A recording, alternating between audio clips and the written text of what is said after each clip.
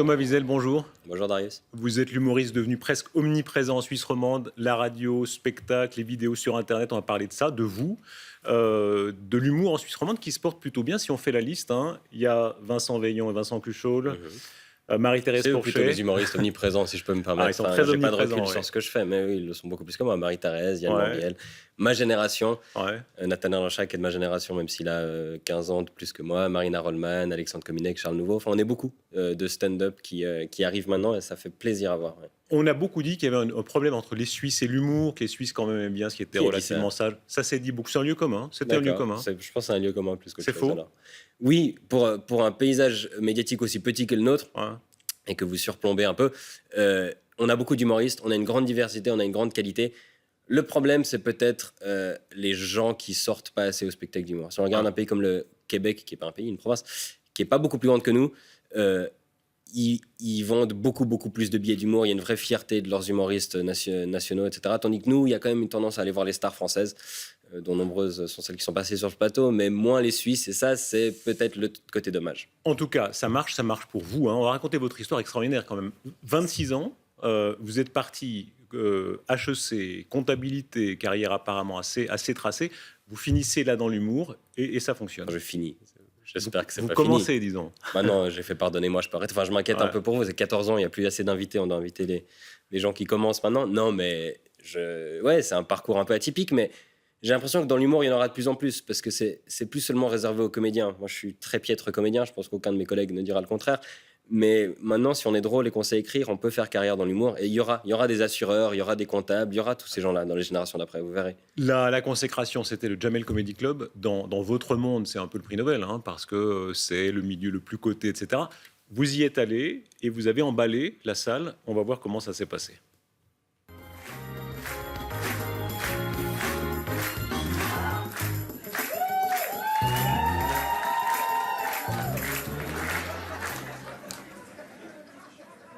Ouais, moi aussi, je suis surpris d'être là. Vous avez vu ma gueule ou bien? Moi, j'ai pas le physique de l'emploi. Quand les autres ce soir montent sur scène, on comprend que c'est pour nous faire marrer. Quand c'est moi, les gens se demandent ce que l'informaticien du Jamel Comedy Club fout là, quoi. Je veux dire. Je suis humoriste. Hein, je le dis parce qu'on me croit jamais. Ou alors on me croit et on me dit un truc super vexant. T'as pas l'air marrant. Ah bon, j'ai l'air quoi? Puceau, d'accord? En plus, je suis suisse. C'est pas un pays qu'on associe avec l'humour. Y a pas de blague, c'est raciste ce que tu fais. L'avantage quand t'es suisse, c'est que je suis le seul humoriste pas encore connu mais déjà riche. Je gagne bien ma vie en Suisse, par contre, j'ai pas l'impression d'apporter grand chose à la société. Je raconte des conneries et on me donne de l'argent. Du coup, récemment, pour me donner bonne conscience, j'ai décidé d'entreprendre un voyage humanitaire et d'aller faire rire des populations défavorisées. Donc je suis à Paris pour une semaine. Et tenez bon les gars, franchement ça va le faire.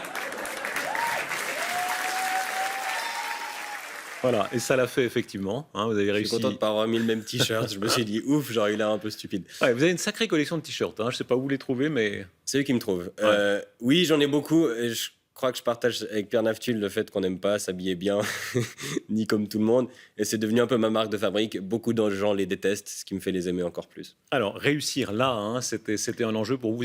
Vous aviez le trac là? Oui, là Ouais. j'avais beaucoup le trac. J'ai pas souvent le trac, mais là oui, parce que déjà aux répétitions, ça s'était pas très bien passé. À toutes les sections, c'est pas mon public en fait. Ouais. Faut dire ce qu'il y a, c'est pas des gens qui rigolent à mon type d'humour. Et je savais que sur 5 minutes, ça pouvait potentiellement justement faire basculer ma carrière. Je vous entendais dans une interview, le fossé culturel, hein, on voit dans le public, hein, c'est assez black et beurre. Mhm. Vous, le petit Suisse, blond, etc. Vous avez senti ce fossé? Mais déjà le fossé un peu, moi j'ai quand même une gueule d'intello, Ouais. je suis pas un comédien né, j'ai pas la sympathie et le capital sympathie sur scène, je vais pas jouer des choses, je vais pas exagérer, je vais pas provoquer le rire de cette façon. Il faut réfléchir, il faut m'écouter, et c'est pas forcément ce dont ils ont l'habitude. Et c'est vrai que pour combler ce fossé, c'était compliqué. Ah, vous avez lâché le mot, intello, hein. Vous êtes un humoriste intellectuel On très... n'arrête pas de me le dire, ça doit être Non, vrai. mais fin, il y a des chroniques sur Charlie Hebdo, sur l'actualité, sur le Bataclan, qui sont un peu des éditos. Sur les là, enfants hein. de Kim Kardashian, c'est vrai Ah, que- ça aussi, il y a de tout, hein. Oui. Et quand la salle ne rit pas, c'est comment? c'est raté. Ouais. C'est difficile, on a envie d'y retourner tout de suite le lendemain pour combler ça. Mais ouais, Alors, je sais qu'il y a des gens qui n'aiment pas ce que je fais, ce qui est tout à fait légitime. L'humour, c'est un des trucs les plus personnels qu'il y a. Et il y a des gens qui partagent pas du tout mon humour. Il y a des gens qui trouvent que c'est trop compliqué, qui n'ont pas envie de rigoler. Ces gens-là regardent D8, Cyril Hanouna. Mais je pense que c'est bien qu'il y ait pour tout le monde. Je pense très très bien que voilà, il y a des gens qui aiment moi, il y a des gens qui aiment l'humour plus simple. Il y a aucun souci. C'est pas grave. Quand la salle rit, c'est très jouissif. J'imagine ça doit être des moments. C'est une des émotions les plus fortes que j'ai vécues. Avec tout le respect que j'ai pour mes ex, c'est vraiment un truc, c'est assez puissant comme sensation de plaisir. Ouais. Et c'est addictif. C'est addictif, on a envie de l'avoir le plus possible. Et il faut faire attention parfois de pas trop cabotiner pour l'avoir, parce que tous les rires ne se valent pas. Donc il faut attention de ne pas être non plus accro à l'humour. Je vous ai entendu dire c'est plus facile paradoxalement devant une très grande salle. Une petite salle, il faut la tenir. Oui, c'est les plus petites salles, on a moins de marge d'erreur. S'il y a 50 personnes, il faut faire rire 40 pour que ça marche. Si on a 1000, il suffit de faire rire la moitié et c'est bon. Le dicton, c'est il vaut mieux une petite salle qui rit qu'une grande qui rigole pas, mais quand la petite rit pas, vous vous sentez très très seul très rapidement. Ce qui marche bien, c'est le contraste entre le côté intello assez propre a priori que vous avez, et puis parfois les mots très, très crus. On va voir un exemple, c'est une des vidéos qui a très bien tourné. Vous parlez des gros lourds qui draguent sur Internet, et vous donnez des conseils, des règles. On va entendre quelques-unes. Numéro 4. Parler de sexe de façon crue dès les premiers messages, ça fait pas de vous un mec ténébreux stylé genre Christian Grey. Non, ça fait de vous un pervers sexuel genre Christophe Gris, le mec qui se masturbe en regardant les dames choisir des pommes en riant fruits de la Migros. Ne soyez pas Christophe Gris. Numéro 5. Apparemment, il y a des mecs qui envoient des photos de leur gourdin à des filles sur Internet. Donc visiblement, il y a besoin de préciser. Ne le faites pas. Jamais. Sauf si on vous demande. Moi, j'ai lu plusieurs articles de mannequins et de personnalités qui disent recevoir chaque jour plusieurs photos de pénis. Chaque jour, plusieurs. Une fois par semaine, elles peuvent faire une salade d'asperges. Mais vous imaginez, votre téléphone y vibre, tiens, est-ce que c'est un message d'une amie, un mail professionnel? Non, c'est une biroute au garde à vue. Bon, au moins pour les mannequins, c'est plus facile pour tenir le régime. À chaque fois qu'elles ont faim, elles regardent leur téléphone, ça leur coupe l'appétit. Mais vous croyez quoi? Qu'envoyer une photo de votre grand chauve, ça va lui donner envie de vous faire l'amour? Alors oui, je sais, parfois quand une fille voit un chat ou un cupcake en photo, elle a envie de l'avoir dans les mains ou dans la bouche respectivement. Mais ça marche pas pareil avec votre anaconda. Bon, soyons honnêtes, votre petite couleuvre. Numéro 6. Dans le doute, avant de vous adresser à une fille, sur Internet ou dans la vie, demandez-vous comment vous réagiriez si un homme parlait comme ça à votre sœur ou votre mère. Et si ça vous énerverait, faites différemment. Voilà, c'est tout. Attends, mais c'est une des vidéos qui tourne le plus. On regardait tout à l'heure même sur Biba, les sites pour jeunes filles, pour vieilles dames, enfin, il y a tous les publics. Mais je suis content qu'elle ait trouvé de l'écho parce que c'est un message. Alors, c'est pas le combat le plus important des femmes à l'heure actuelle, c'est sûr, mais c'est un truc important que les hommes se rendent compte que c'est pas un comportement normal, c'est pas un comportement encouragé. Et de le dire avec humour, j'ai l'impression que ça a touché un écho. Et tous les arguments que j'ai avancés ne sont pas parfaits. On m'a expliqué pourquoi certaines choses que je disais n'étaient pas heureuses. Et ça, je trouve très bien aussi d'avoir un feedback sur ces vidéos, qu'on me dise que c'est des blagues, mais c'est pas que des blagues. C'est aussi un message que j'essaie de faire passer. J'essaie d'être le moins donneur de leçons possible et je crois que c'est assez raté la plupart du temps. Mais c'est cool de voir quand ça touche son public et quand les gens... L'envie de partager une vidéo, ça veut dire j'ai aimé et en plus je veux faire aimer les gens autour de moi. Donc c'est assez flatteur, c'est ce qu'a lancé sur 20 secondes et c'est un beau compliment. Ouais. Question super bateau et en même temps elle se pose à chaque fois, est-ce qu'on peut rire de tout? Vous répondez quoi à ça? Oui. Ouais. Il faut plus. J'ai l'impression qu'on donne toujours des qualificatifs, machin. On peut rire de tout, on n'est pas obligé. Mais on peut. Et ça, je crois. Chaque humoriste a sa forme. Il y a ceux qui disent on peut rire de tout, mais pas avec tout le monde. On peut, certains, les limites, c'est la religion, c'est la race, etc. Vous dites on peut rire de tout. Moi, je dis on peut, ouais. On ne doit pas. Et quelqu'un qui ne rit pas, c'est son droit. Mais moi, je ne comprends pas le besoin qu'ont les gens qui ne rient pas d'empêcher les autres de rire. Moi, je pense qu'on a la liberté de rire à un truc ou de parler à un truc et de respecter les gens qui trouvent ça drôle et les gens qui trouvent pas ça drôle. Et c'est ça qui est beau. Mais souvent, les gens qui s'offensent, c'est ceux qui parlent le plus fort et c'est ceux qui ont le plus l'impression d'avoir raison, alors que c'est pas forcément le cas. La liberté, c'est très fort chez vous. Jusque dans l'anecdotique, tout à l'heure au maquillage, vous disiez, par exemple, vous coupez vous-même les cheveux. Vous avez un petit côté. Est-ce que c'est la liberté ou la flemme? Maintenant que vous l'avez dit, tout le monde va regarder si c'est bien fait ou pas. Non, c'est pas une question de liberté. C'est vraiment une question de flemme. Je crois qu'un coiffeur m'a raté une fois, et puis depuis, je le fais moi devant le miroir, et c'est plus de la flemme. Dans la vie privée, je peux rentrer dans la vie privée, mais vous me disiez, vous vivez en union libre avec votre petite amie qui vit à Paris, et chacun est libre sexuellement. Ouais. C'est pas si courant que ça. C'est très peu courant. Alors, de le dire, ouais, ça c'est peut-être un peu un manque de pudeur de ma part. Ce qu'on me reproche aussi. Non, c'est pas courant. On en parle beaucoup, mais les gens qui le vivent, qui l'assument et qui en parlent. Et je remarque dans mes amis, ça choque. Ça choque. On me parle beaucoup de ça. On me pose beaucoup de questions. J'ai la chance de pas être jaloux. J'ai la chance d'avoir trouvé une fille qui l'est pas. Et ça simplifie nos vies parce qu'on n'est pas dans la même ville. Donc, il n'y a pas ce côté sacrifice où on doit se priver de choses l'un pour l'autre qui pourrait tirer sur notre couple. Et vous vous racontez ensuite? Alors oui, on se raconte, ouais. Ah. Alors pas forcément tous les détails, à part si c'est vraiment très drôle, mais on se raconte et on est honnête l'un avec l'autre. Et le dialogue, c'est très très important. La bourgeoisie éternelle se renouvelle. Hein. C'était avant les codes religieux, maintenant c'est d'autres codes bobos, etc. On peut échapper à ça, vraiment être aussi libre que ça. On peut, ouais. Ouais. On peut, mais à mon avis, c'est ma liberté à moi et je l'imposerai à personne. Et je comprends tout à fait mes potes qui sont jaloux, mes potes qui ont besoin de cette fidélité. Moi, je trouve que c'est un beau compliment quand elle peut aller voir d'autres mecs et qu'elle revient quand même vers moi. Ouais. Ça me flatte à chaque fois et j'ai besoin d'être flatté. Ouais. La liberté de rire, la liberté au sens le plus fort. J'entendais vos chroniques sur Charlie Hebdo. Le massacre de Charlie Hebdo, ça fait partie des choses qui vous ont vraiment marqué. On sent que c'est pas simplement une chronique. Non, parce que c'était pour moi la première fois qu'un acte de terrorisme n'était pas si aléatoire que ça et que ça visait vraiment des gens qui parlaient, qui faisaient un métier pas si éloigné du mien. Vous vous êtes identifié là? Un petit peu. Alors, je trouve toujours délicat les gens qui disent oui, voilà où j'étais quand il y a eu Ouais. l'attentat, etc. J'ai pas envie de rattacher cet attentat à moi, mais pour moi, ça m'a choqué dans le sens où c'était des gens qui ont été tués pour leurs idées et j'ai l'impression que ça faisait longtemps que c'était pas arrivé en Europe et dans des pays occidentaux et du coup, ça m'a fait beaucoup réagir. Là, vous parlez avec beaucoup de sincérité. Hein. Vous dites c'est plus facile d'attaquer le Vatican, l'UDC, les bobos, que d'attaquer les islamistes. C'est Oui. un thème qui revient souvent chez vous. Cette espèce d'ennemi vraiment dangereux, ça vous marque?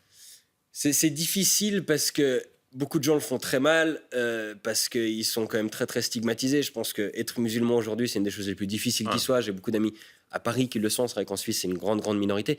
Mais c'est très difficile de le faire bien, de montrer que c'est vraiment une minorité, de pas tomber dans les clichés, de pas tomber dans la culture de la peur qui malheureusement nous domine maintenant. C'est pas facile. Et c'est quand même des pays et des cultures où l'humour a beaucoup de retard, où la liberté d'expression a beaucoup de retard, et donc on peut se heurter assez facilement à des réactions violentes. Tandis que le Vatican, bah voilà, c'est bon, c'est dans les mœurs, on peut y aller. La liberté de parler de tout, ça vaut pour les sujets les plus durs, y compris la mort de vos proches. C'est un des moments les plus saisissants dans vos spectacles. On va voir un premier extrait. Non, je commence à être un tout petit peu connu en Suisse. Mais pour l'instant, je suis juste assez connu pour qu'on me propose des trucs chiants. Et pas assez pour les trucs cool. Genre récemment, j'ai été contacté par le magazine Coopération. Donc c'est un cran en dessous de la page People du matin. Pour me demander si j'étais d'accord d'écrire une lettre à ma mère dans leur numéro de la fête des mères. Et le plus vexant, c'est quand ils te contactent, ils t'expliquent pourquoi ils t'ont contacté toi et pas un autre. Comme s'ils avaient besoin de se justifier, tu vois, genre... oui, alors vous comprenez, on aimerait bien prendre des jeunes, la relève, pas toujours les mêmes. En gros, t'es pas connu, mais les autres ont dit non. Et surtout, t'es jeune, on a peur de demander aux mecs plus connus, plus vieux, qui auraient peut-être pas leur mère. Et ce qu'ils savaient pas, le magazine Coopération, c'est que moi j'ai perdu ma mère il y a 5 ans d'un cancer. Et visiblement, vous le saviez pas non plus. Vous sentez le malaise que j'ai créé? J'ai fait exprès, hein, je suis un professionnel, c'est bon, vous pouvez vous... Non mais c'est normal que vous soyez mal à l'aise, hein, c'est normal, vous êtes venu voir un spectacle d'humour. Il y a un mec qui monte sur scène qui fait sa psychothérapie. Ma mère est morte, vous riez pas, public de merde, non.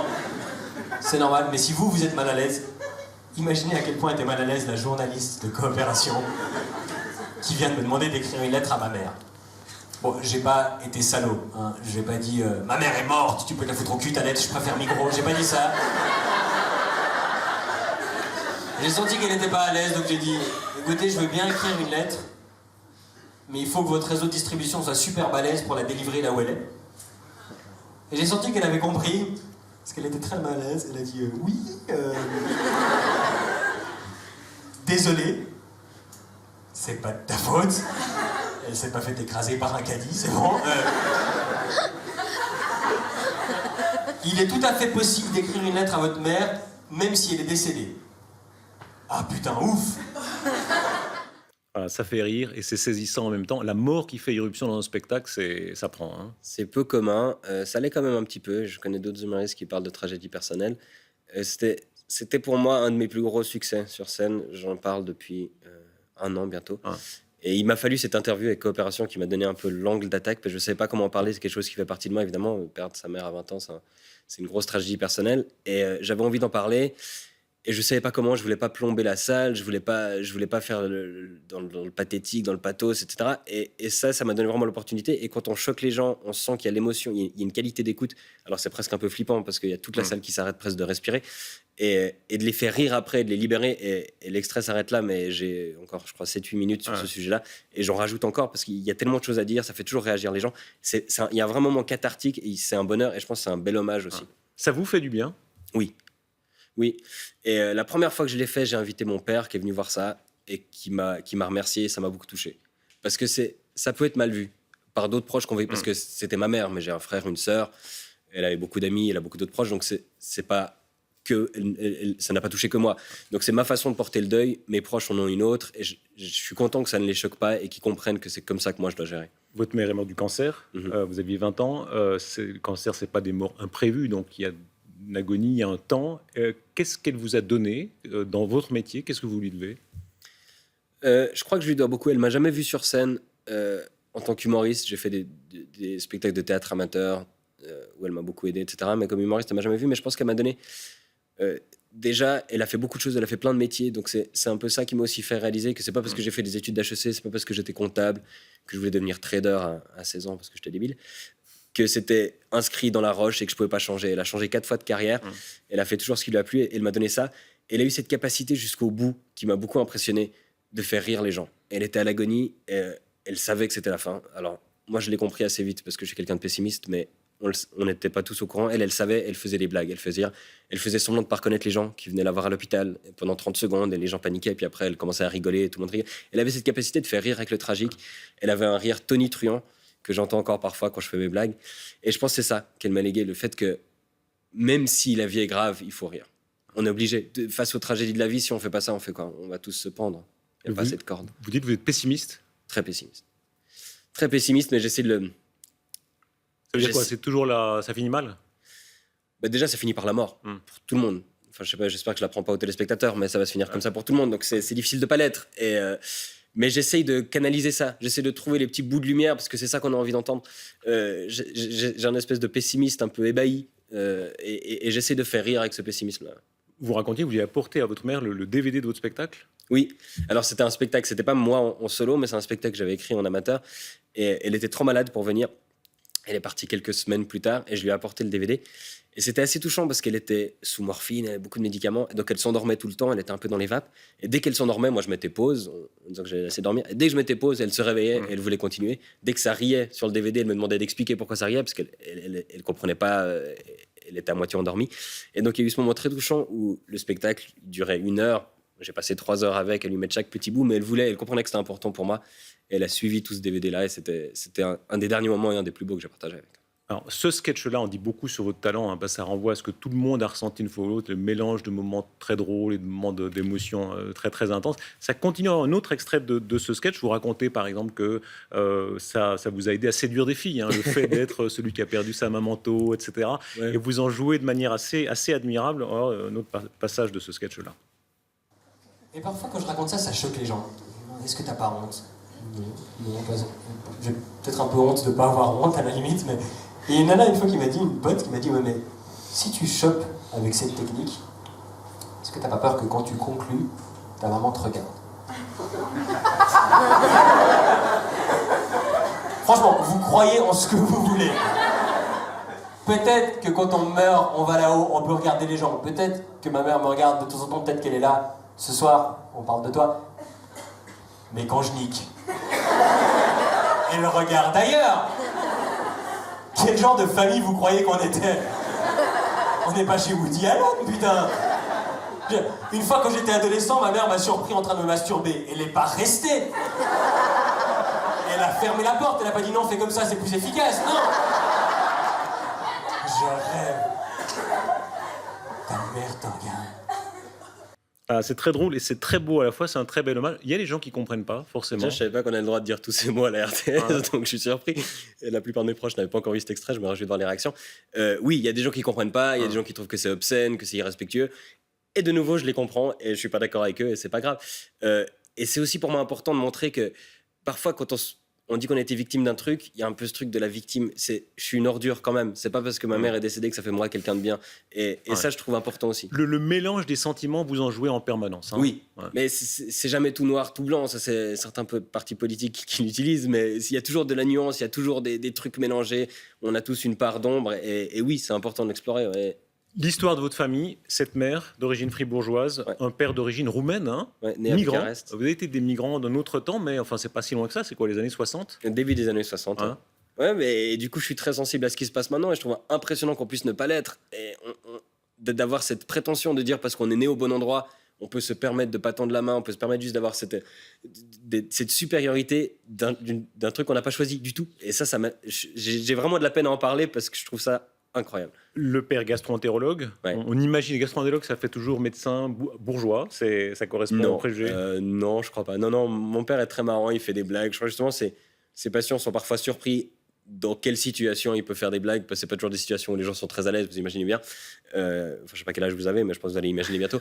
Et il utilise aussi l'humour pour mettre les gens à l'aise. Et non, bourgeois, je pense pas que c'est le mot. Non. Lointaine origine, donc roumaine, juive, du côté paternel, mais c'est pas une tradition que vous avez poursuivie. Non. Ouais. Non. Toutes les filles qui m'ont vu tout nu savent que je suis pas juif. Non, je suis pas du tout religieux, je suis très athéiste. Je tolère la religion. J'aimerais bien qu'ils tolèrent un peu plus l'athéisme. Mais c'est des racines que j'ai. J'ai beaucoup de gens de ma famille dont malheureusement l'histoire s'est arrêtée en 42-43.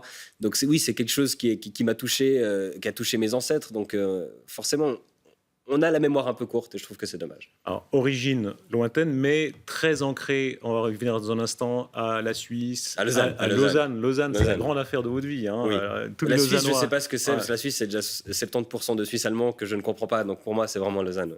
Avec beaucoup de détours par Londres, notamment. Vous étiez 2 ans à Londres, vous êtes beaucoup allé aux États-Unis. L'anglais, c'est une partie de vous. Hein. Vous parlez Ouais. très bien anglais. L'humour anglais, ça vous fascine visiblement. C'est tout. Pour moi, Ouais. c'est la référence. L'humour anglo-saxon, anglais et américain, c'est ma référence. C'est, je pense, la raison pour laquelle j'ai du succès. C'est simplement que je fais ce qui se fait là-bas et qui se fait pas encore ici. Donc je suis un imposteur. Vous citiez un humoriste qui peut-être vous résume bien. Vous dites sois gentil et travaille. Ouais, Hein, Louis C.K. deux conseils. Ouais. Parce que c'est très important de beaucoup travailler. L'humour, on a l'impression que c'est un hobby, mais c'est toujours ceux qui travaillent qui durent.